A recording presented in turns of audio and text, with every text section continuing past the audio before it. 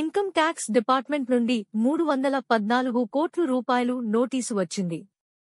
Data లాభదాయకంగా ఉంటుంది, కానీ అప్పుడప్పుడు ఇబ్బందికరంగా కూడా మారుతుంది. ఇన్కమ్ ట్యాక్స్ డిపార్ట్మెంట్ ఐటీడీ ఒక భారీ మొత్తంలో ట్యాక్స్ డిమాండ్తో నోటీసును జారీ చేసింది, మొత్తం 314 కోట్ల రూపాయలు. ఇది బహుశా డేటా పూర్వపు కాలం నుండి కూడగట్టబడిన లెక్కలు కావచ్చు, కాని ఇది నన్ను తీవ్రంగా ఆలోచింపజేసింది. నా సమాచారం ప్రకారం ఈ డిమాండ్ బహుశా ఐటీ రిటర్న్స్ లేదా ఇతర రికార్డుల ఆధారంగా తప్పుడు లెక్కల వల్ల వచ్చిందని అనిపిస్తోంది.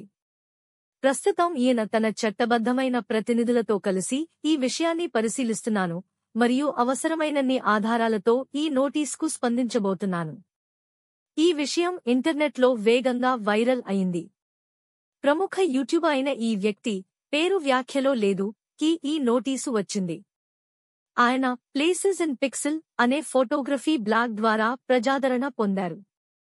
ఈ సమస్యకి కారణం వ్యాపార లావాదేవీలతో పాటు కొన్ని అకౌంటింగ్ లోపాలేనని భావిస్తున్నారు. అయితే ఈ నోటీసు రావడం వల్ల భయపడాల్సిన అవసరం లేదని ఆయన చెబుతున్నారు. సమర్థవంతమైన సమాధానంతో మరియు సరైన డాక్యుమెంటేషన్తో పరిష్కరించవచ్చని ఆయన తెలిపారు. ఈ ఘటన మనకు చెప్పే పాఠాలు: 1. ఎప్పటికప్పుడు ట్యాక్స్ రిటర్న్స్ దాఖలు చేయండి. 2. డాక్యుమెంట్స్ రసీదులు సక్రమంగా భద్రపరచండి. 3. పద్ధతిగా ఖర్చులు మరియు ఆదాయాన్ని లెక్కలో పెట్టండి. 4. అవసరమైనప్పుడు ఆడిట్ చేయించుకోండి. 5. నిబంధనలు మరియు చట్టాలను అవగాహన చేసుకోండి.